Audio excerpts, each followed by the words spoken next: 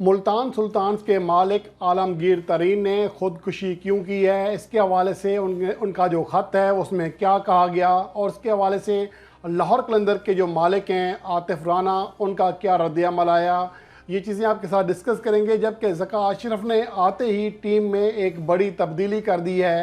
اور اس کے حوالے سے کیا اطلاعات ہیں۔ سیاسی سفارشوں کے اوپر ایک بار پھر کچھ پلیئرز کی واپسی کے قصے ایک بار پھر منظر عام پر آ گئے ہیں۔ یہ تمام چیزیں ڈسکس کرتے ہیں اس رپورٹ میں، اور سب سے پہلے بات کرتے ہیں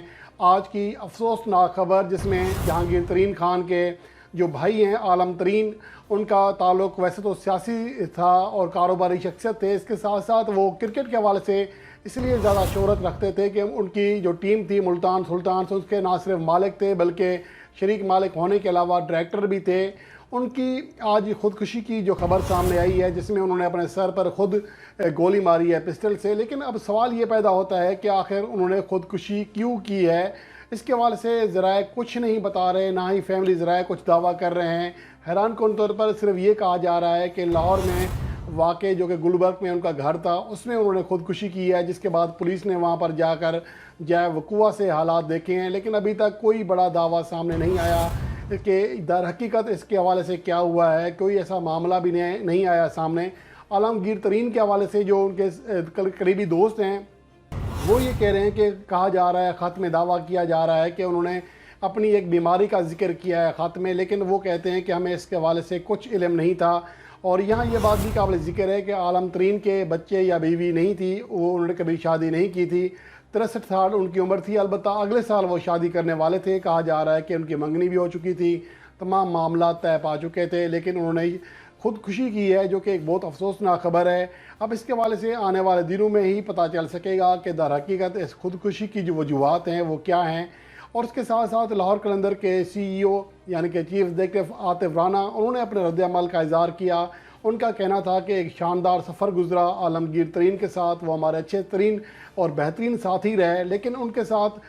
جو واقعہ پیش آیا وہ انتہائی افسوسناک ہے۔ اس کے اوپر انہوں نے تعزیت بھی کی اور افسوس کا اظہار بھی کیا، البتہ وہ بھی نہیں بتا سکے کہ در حقیقت ان کے اوپر پریشر کیا تھا، اور نہ ہی فی الحال جہانگیر ترین کی جانب سے یا ان کے فیملی ذرائع کی جانب سے کوئی بات سامنے آئی ہے کہ در حقیقت ان کے خودکشی کرنے کی وجہ کیا تھی۔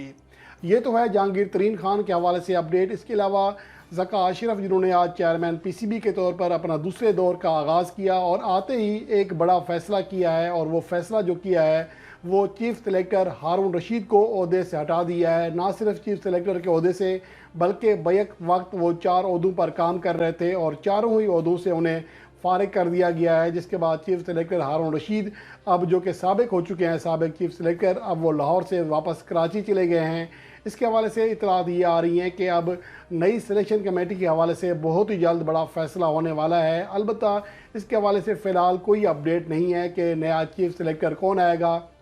لیکن جہاں تک ذکا اشرف کے دور کی بات ہے، جب وہ 2012 سے 14 کے اندر چیئرمین PCB رہے تھے، تو اس وقت کچھ کھلاڑیوں نے حیران کن دعوے کیے تھے۔ ان کا کہنا تھا کہ جب وہ ٹیم سے باہر ہوتے تھے تو ایک سیاسی پارٹی کی مدد سے سفارش کرا کر دوبارہ ٹیم میں واپس آ جایا کرتے تھے، اور یہ قصے ماضی میں بہت زیادہ سر عام رہے ہیں، لوگ زد عام رہے ہیں، لوگوں کی زبانوں پر رہے ہیں۔ لیکن اب اس کے حوالے سے دیکھنا یہ ہے کہ کیا ذکا اشرف کے دوسرے دور میں بھی اس طرح کی چیزیں ہوں گی، کیونکہ موجودہ وقت میں دیکھا گیا ہے کہ سلیکشن کے معاملات جو ہیں وہ ایک طرف رہے ہیں، اور کپتان بابر اعظم کا بہت زیادہ عمل دخل رہا ہے، اور ذکا اشرف نے آتے ہی جس عہدیدار کو ہٹایا ہے وہ چیف سلیکٹر ہی ہے۔ تو یہ چیزیں اب آنے والے دنوں میں بہت زیادہ انٹرسٹنگ ہو جائیں گی کہ کون کون سے کھلاڑی پاکستان ٹیم میں آتے ہیں اور کون کون سے کھلاڑیوں کو فارغ کیا جاتا ہے۔ آنے والے دنوں میں اس حوالے سے جو بھی اپڈیٹس ہوں گی وہ انتہائی زیادہ اہم ہوں گی، اور ذکا اشرف نے آتے ہی تو ایک بڑا کھڑاک کیا ہے کہ سب سے جو پہلا کلہاڑا چلایا ہے وہ ہارون رشید کے اوپر چلایا ہے، جبکہ مکھی ارتر کے حوالے سے وہ پہلے ہی کہہ چکے ہیں جب وہ عہدہ سنبھالیں گے تو ان کے بارے میں فیصلہ کریں گے۔ امید یہی ہے کہ آئندہ آنے والے چند دن کے اندر